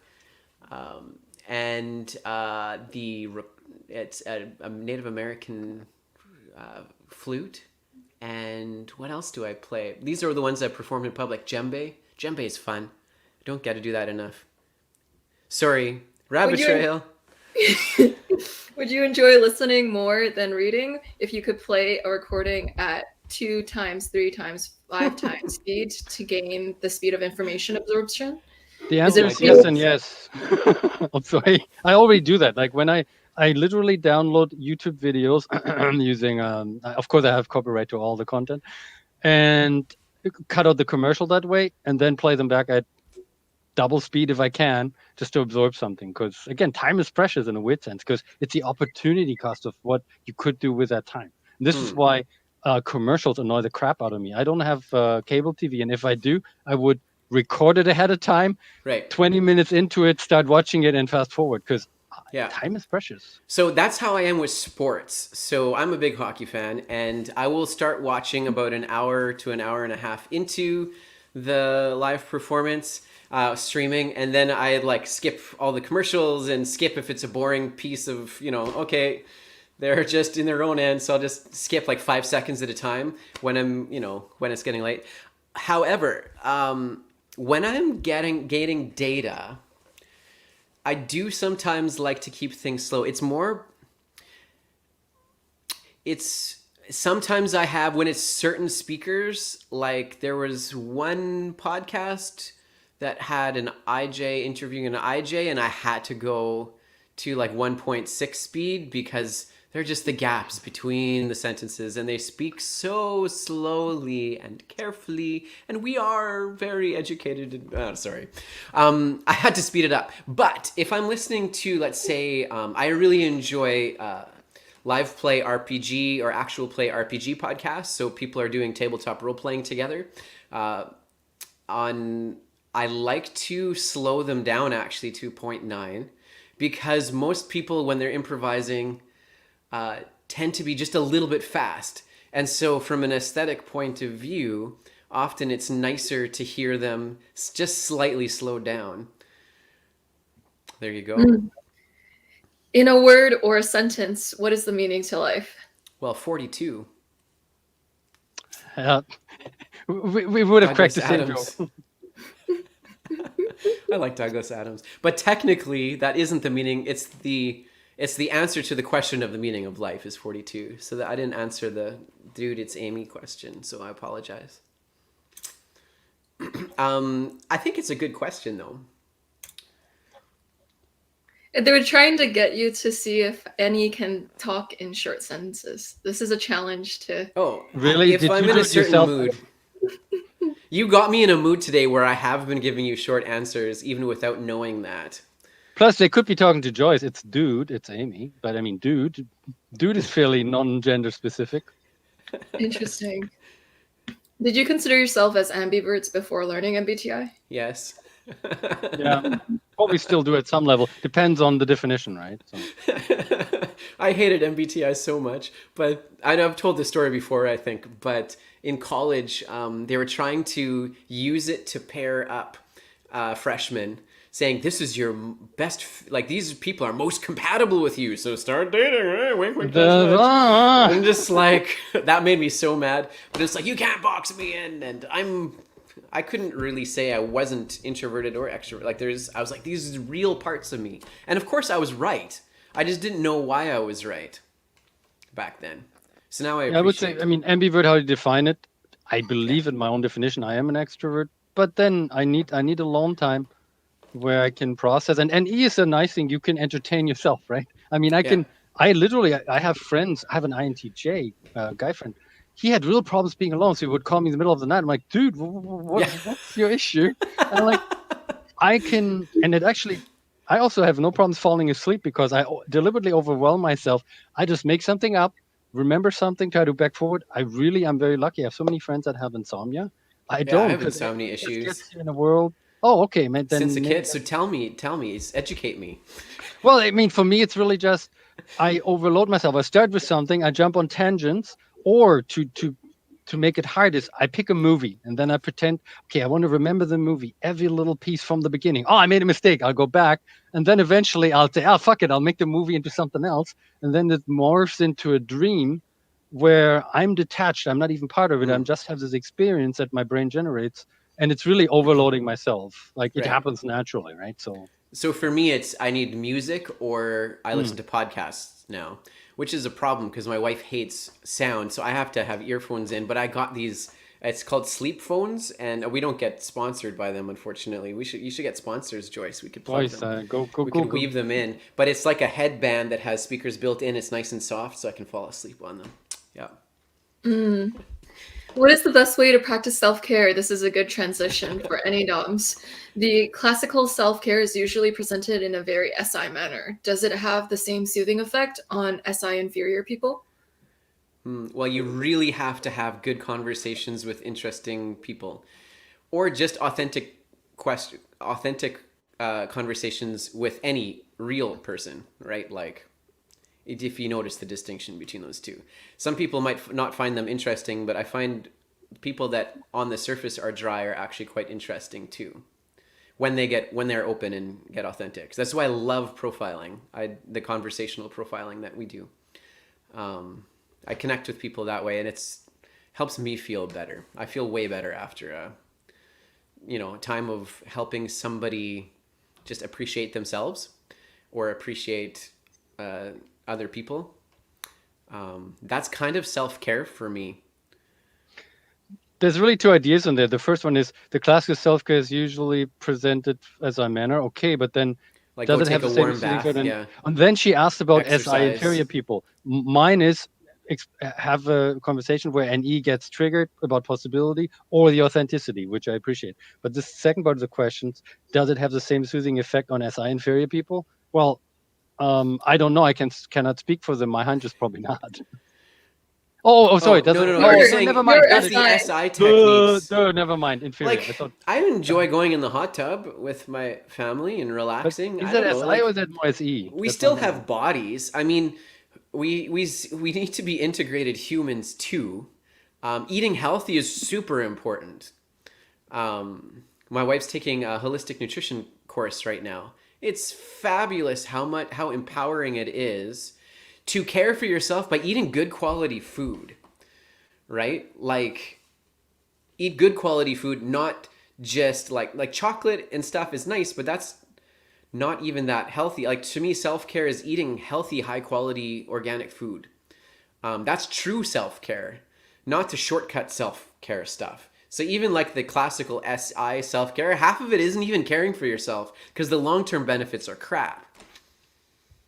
Right? Yeah, I misread it because of the okay. I do agree with my truth. Oh my God, creepy clown. Kyle, does the NE come into play when watching hockey?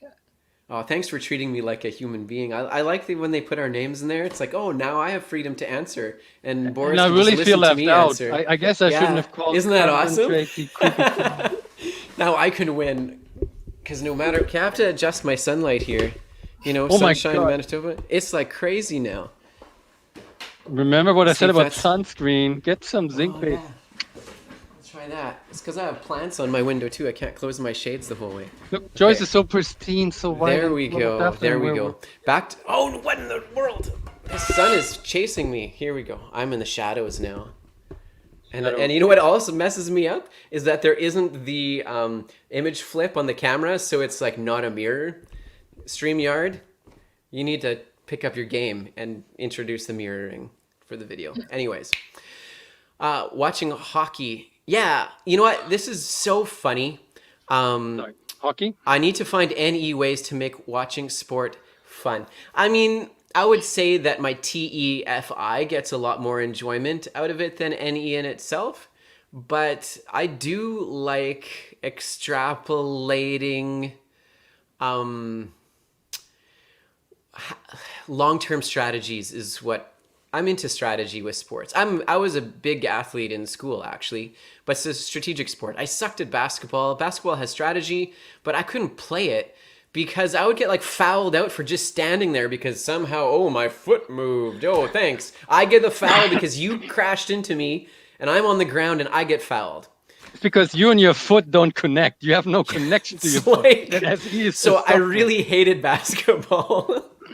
But I like volleyball because there's a little bit more space. It's not quite physically as intense. It is still intense. And I loved like stuffing the power hitter. I was a setter. And using deception and strategy and outthinking people. I really like that. Just watching hockey, I like strategy and that kind of thing too. It is funny though. I see hockey totally different than, let's say, my in-laws who are all sensors, like SE Doms up the wazoo. It's crazy. Let's go. And it's just kind of like I'm trying to explain why the coach should develop certain players in different ways, and they're like, oh, but they're not as good. Yeah, in this moment, but if you give them 10 games, they will be far superior to these guys that are like super good vets that are terrible, but they can, they say the right things on the bench. Well, yeah, stay on the bench then. So that kind of stuff frustrates me because I can see the like, oh my goodness, just the inability for certain sports cultures to extrapolate properly and understand long-term consequences of things. And I'm sure NI users will feel the same way about a lot of sports. It's frustrating to watch. Sorry. Thank God I didn't have to answer that because I hate hockey. I'm German. I watch soccer, but really I like. Well, it's not your fault that Germany doesn't really even make it to. Hey, we won the bronze medal once. I think in the once. Utopia. Utopia look like too? Yeah, a forest with waterfalls and quiet, no semi-trucks, no traffic. I mean, if there has to be motorized vehicles there, they have to be electric because they don't give pollution in any form of noise or smell. Utopia would be my family. Utopia would be being able to help people on my own terms. I don't know. Performing together. Add to it, all the SI stuff is taken care of. Nobody has to struggle for a salary. You have the freedom to study and learn whatever you want. There is a degree of social justice. It's not like 1% getting richer and richer. So nicely shared. It's sort of like Star Trek, maybe. I mean, adventure plus the basics are taken care of. And you get to choose the adventure of the day, what you want to study. You're removed from the hardship of having to earn a living and dealing with all the icky stuff of life, like getting older. So you're a proponent of universal basic income, if implemented strategically? I would say, yeah, and I think it's a necessity. Not if it's slapped together, though. Like of course, it's been bandied about in Canada with the pandemic, and of course, our politicians are so short-sighted. They're just like, "Oh, let's just throw money at people," and like, that's not how it should work. Like, think things. And in it for the wrong reason. It's a bunch of suck-ups. They're saying, "How many votes will that buy me?" Yeah. But I mean, it's social justice. Look at it. I'm not a socialist, but how unevenly is stuff distributed? Yeah. And it's getting worse rather than better, right? Who determines the value of a job, right? Do you get annoyed by stereotypically introverted types, like wanting to stay at home all the time, talking less? I just get annoyed with stereotypes, not with people necessarily. If somebody's trying to be a stereotype for their own reasons, that bugs me. If that makes any sense. To answer the question from a slightly different angle, I would say introverts. I like introverts. I gravitate towards them because they have interesting stuff to say. They think before they talk. And I'm an extrovert, but I like to think I can do both because, hey, NE endows me with that. We like to also think. We also think while we talk, but that's the other thing. I do attract a lot of introverts too. Like I have a lunch group that I've. Your wife is listening. Be careful. Met with for like 8+ years, and we have awesome conversations. But the rest of them are introverts, and some of them are like super strong introverts. Like they'll say one very precious truth lunchtime, like in an hour. They'll have one thing to contribute, and it's like, but they actually love being around me because then they don't feel any pressure to try to somehow keep a conversation going. It's like freeing for them to process, and I'm giving their NI or SI tons of data to think through, and yeah. So I don't feel as bad anymore about being in a group of introverts that don't talk as much, because I'm actually doing them a service too, apparently. That's what they're telling me. It's hard for me to believe sometimes, but... all INFJs have EDOMs, they're buttering you up. I'm just kidding. Yeah, one of them is an INFJ. He probably is, yeah. Actually, there's an INFJ group in Toronto. They would actually strategically invite me and an ENFJ to kind of get things going. Yeah. They said, we're INFJ. We're spread. Like, no, it's too homogeneous. You need a shit disturber that kind of gets them going. But be kind about it, not to take over. Yeah, in the right context, I don't mind breaking the ice, but yeah. Groups and me are weird too. Would you consider myself a great dancer? Yeah, we can skip that one. Yes. No, it's okay. It doesn't matter. But Boris is a dancer, a salsa dancer, so he had us all. Oh, salsa, so that you've gained the skills. Yeah, I had to fight for it though, but then when you own it, it feels great. It's sort of working on the extreme end of something, and then when you own it, you're like, oh my God. And it's really enriching my life. I used to do it regularly before COVID, 2-3 times a week, right? So is any of the function that thinks it can do anything? Joyce, can you run a simulation of what it's like to be an NE user? Yeah, how about you guys? Like, how do you simulate how it No, feels? this is definitely a Joyce question. No. I know there is something that I cannot do, and that is the things that I don't enjoy and I hate. So that's very, very difficult. Actually, I could do it though if someone twists my arm.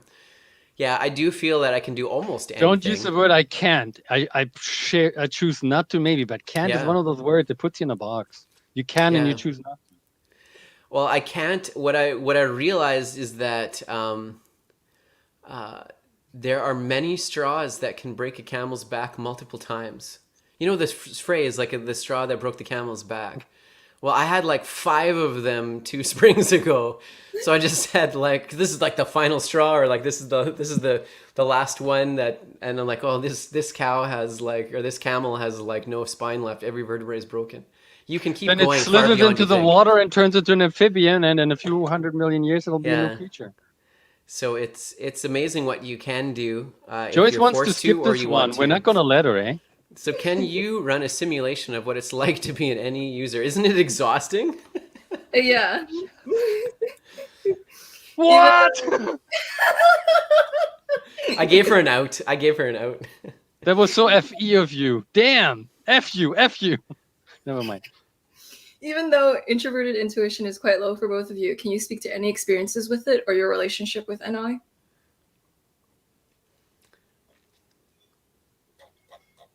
It's sometimes hard to tell. I mean, there's one test which is sort of off the regular path, where they try to tickle out individual functions, and my NI was actually presumably my second highest. But I still think NE tends to, if you're faced between NI and NE tends to dominate. But maybe there's scenarios where you don't. And I'm still trying to understand. Sometimes I have experiences where I don't know, is this really NI or is it NE presenting TI with all the options and it's just rattling through? So it's tough to tell. Maybe Joyce is better at that. NI can also feel a lot like FI, like they can almost, on a surface level, a lot of my, let's say the instinctual parts of me actually is sourced in FI, I believe. This is theory because we don't have ways of proving this or disproving it. If I'm going, so sometimes when, like, so NI is very instinctive at times, although SE is like, that whole NI-SE polarity is kind of the stereotypical instinctive, the source of instincts, where things just pop out. NI is less leadable and guidable than NE. Like NE, we're directing that function like crazy. It's like, let's hit it from this side, let's hit it from that side, let's hit it from that side, let's keep going, let's find the nuance. What about this? What about that? We're poking and poking and poking. NI is kind of, things are coming and you're going down the pathway and you're seeing where it leads. So both extrapolative. Sometimes I think insights can hit in that way, or things can pop into existence the way NI users describe it. I'm not 100% sure. Yeah. I believe NI has two aspects. One is predicting what's going to happen way down the road, which even though seems unlikely, versus the second is being able to plot a path that you want to follow. I'm probably not that good at the following the path, but I've had insights where I know something's going to happen to somebody given circumstance. Right. And I haven't bothered to go through all the steps to justify why it's going to happen, but it's uncanny. And then they say, you know what, you told me that would happen. And I'm like, unfortunately, I did. So I think that predictive part I have more access to by really narrowing down and knowing this is going to happen. Yeah, I kind of feel like it can be predictive when directed in that way too. We just do it in a different way. I find, let's say with profiling, I profile people very differently than an NI user. Like I really struggle to narrow things down to the one thing that NI likes so much. Like that's where it's really hard to reconcile. Sometimes if I get really fatalistic with something or emotional, then sometimes it can feel like there is only one possibility left. And so I don't know how that plays out, but there is a part of me that is predictive and simulates things. But for us, I wonder, I mean, it's the same part of the brain as SI, very likely, SI and NI. And so we're using that part of the brain often for SI instead of NI. So it's more a rehearsal or a what has happened in the past and therefore what's going to, like, this is the base and this is where it could lead. So we're using NESI together for predictability purposes. But that SI, if it's still part of that, I think there could be, cognitive functions are still a construct. It's not the complete real thing, if that makes sense. So if we're using that area of our brain, there is an element of NI and SI together. Say, let there be cognitive functions first before he made us? Yeah. I know some people would like to believe that. Before she made us, sorry. Yeah, so Barb says that with NI in the opposing role, so in John Beebe's terms, they may distrust their own vision and may second guess their own decisions. NI opposing personality may distrust owns vision. And sorry. It was just she's giving us a definition to guide us rather than asking a question, right? Yeah, basically. Right. Okay. Yeah. So taking it from the BB standpoint, and is she suggesting that we distrust our own vision? Because I don't think that's true. We just defer having too specific a vision. Well, sometimes we have to say, okay, NE. This is why I like NI drivers around in my life, because NI can say, okay, well, we know what's all possible. Your NE is bringing up all of these possibilities. Let's just look at the plausibilities and the probabilities instead. And that can be a relief at times, because the NE doesn't like to eliminate possibilities until they're logically eliminated, right? At least for me. Once they're logically eliminated, then I don't have to consider that possibility. Or my TE says, if I'm not ready for splicing out the possibilities yet. That's why I like to take things a step at a time, personally, so that I can deal with this data right now. Because if I would, let's say I'm looking ahead to moving and I have to make multiple decisions when I'm moving across the country. If I look at all of the data at once, like my NE wants to say, okay, well, this decision, if I make this decision, then now these are the three possible emergents. Now I have to deal with now an exponential rise at each step of the level along the way. So I prefer to take one step at a time. That's how my NE, but NI is like, well, let's just whittle each step down to one most likely thing, right? Does that make sense? So I like having NI in my life. It's a lot easier if other people do it, though, for me.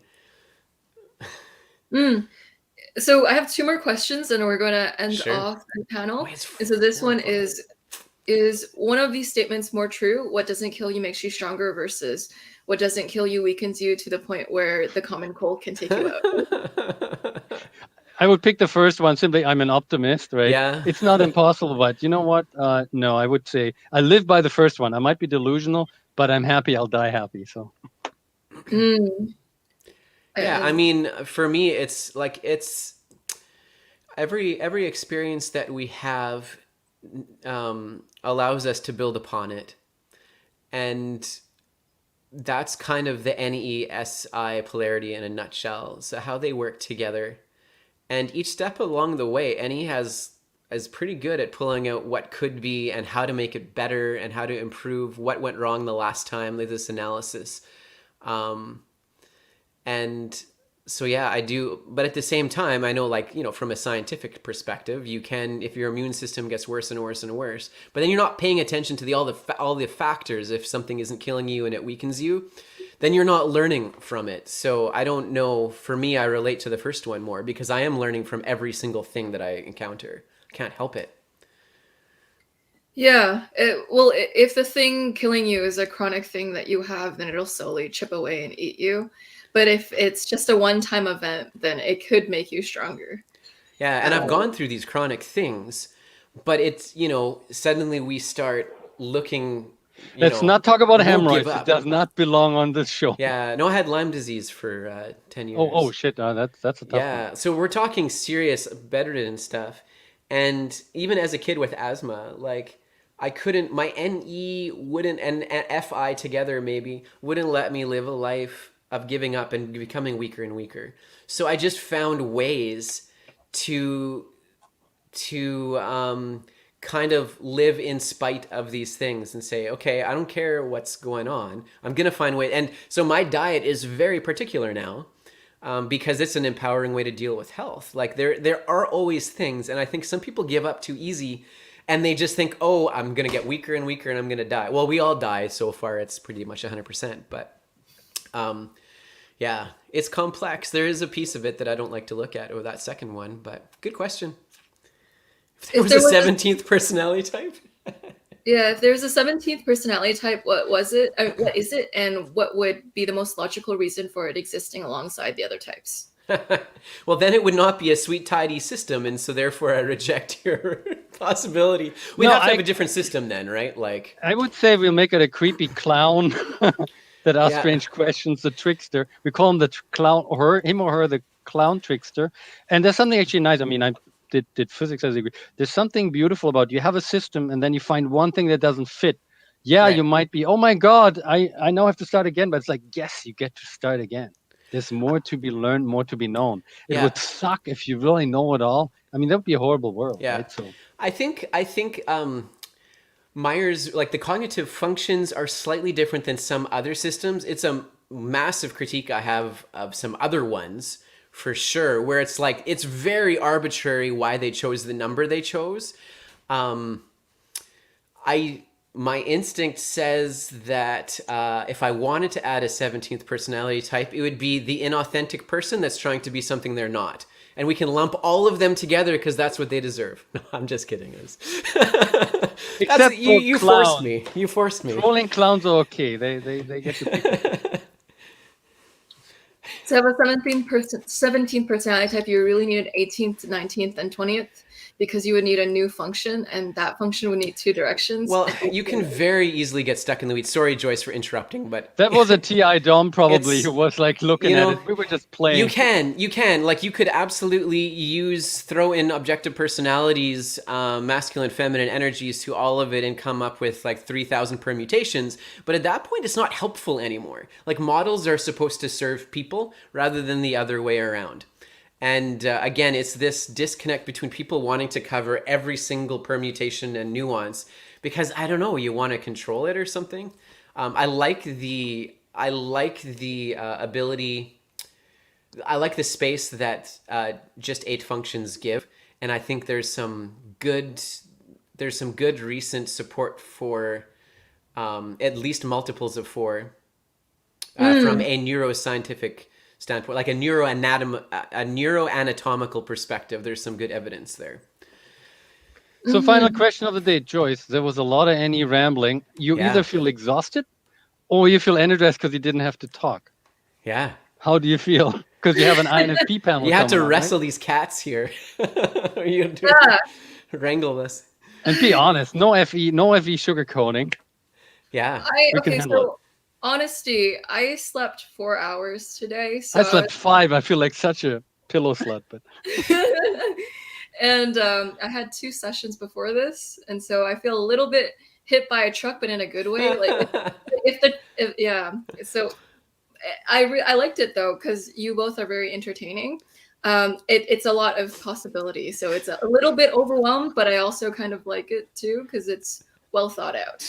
tell your mom to bring you bubble tea. Can she do that? I mean, no bubble tea today?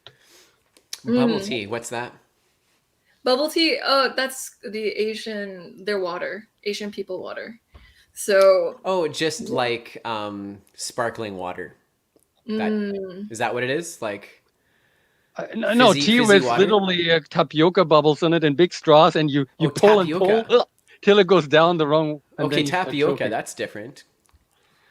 Let's be practical and tangible. Come on, give me the real live data. Hey, Justin, you're an INTP too, I think. If We it's the sleep same too Justin little? I'm thinking of. S inferiors sleep too little. Probably, yeah. I was up to 2:30 last night. I couldn't sleep. Usually, I'm sleeping by 1 o'clock, but That's when I do my best work. But that's okay. that's when we think that we're doing our best work. I think this little girl needs a little nap. When is the INFP panel? You need to do a 20-minute power nap. Yeah. It's in a bit, yeah. So Okay. I think you both NE mind fireworks, the ultimate brain generator of ideas and ideation. And you've seen us in one narrow slice because we are not like this all the time. So, for example, if I'm having a conversation with a client, I don't talk like even 10% of what I did now. And usually it's converted, my energy is converted into very probing questions that people appreciate. So EPs don't have to be overwhelming. It's true, yeah. So whenever you watch Type Talks, keep in mind that they're a snapshot of people, and that's the same for me too. Like when people kind of characterize who I am from the show, bear in mind this is like the tiniest micro slice of me as a person, and a tiniest slice of Kyle and Boris too. And it's context dependent. I mean, in a different context with different people. I've been called a hard ass by some people at work. They're saying, "Whoa, you really take over." I'm like, you really have to gauge the group. I had this actually this week. We're all very nuanced. So really, it's context dependent. Take it with a grain of salt. Yeah. Well, thank you both for coming on this panel and being my lovely friends as well. Boris, he has a Zoom meetup call, so they're actually having a call tonight. If you want to join, I'll provide the link after this video finishes. And Kyle's website link is also linked below too. And yeah, all of this NE Dom wonderfulness today with all of these grand spanking amazing ideas. And did you say spanking? I mean, that is not. Yeah, spanking isn't really in my repertoire. No, I'm not saying, but not on the show. I mean, that would be Joyce. That's not your target audience. Hey, we got 3 stars, Boris. I hope it's out of 3 stars. If it's out of 10, I'm out of 10. That's pretty rotten. Yeah, let's assume the best. 3 out of 2. That's pretty good. Yeah. Okay. Thank nice you, meeting you, everyone. Kyle. It's been a pleasure. Yeah. This is really great. Thanks everyone for asking amazing, wonderful, magnificent questions, and I'll see you all in the next video. Bye. See you.